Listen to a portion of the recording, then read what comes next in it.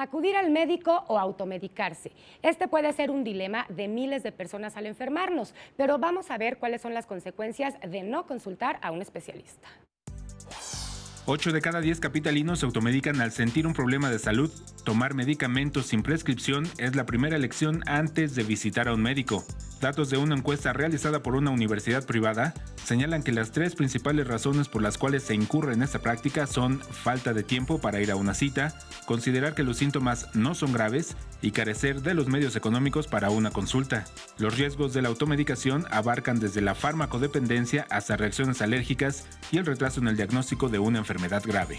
¿Qué efectos podríamos tener? Podemos enmascarar la enfermedad, podríamos agravar más la enfermedad, podría perder la eficacia del medicamento, podemos hacer más resistentes a las bacterias patógenas, podemos sufrir también de intoxicación o, en el peor de los casos, la muerte del paciente. En el caso de los niños, el problema se vuelve más complicado, ya que los padres suelen asumir el papel de médicos. Con los niños aún es más peligroso porque las dosis se calculan de acuerdo al peso y a la cantidad de medicamento que debe haber en sangre. Y algunos otros efectos como en hígado, en riñón, que es por donde se desecha el medicamento y que una dosis mayor podría afectar estos órganos. Sin duda, para evitar problemas de salud más graves, es conveniente acudir a una consulta médica antes de probar remedios caseros o tomar medicamentos sin prescripción.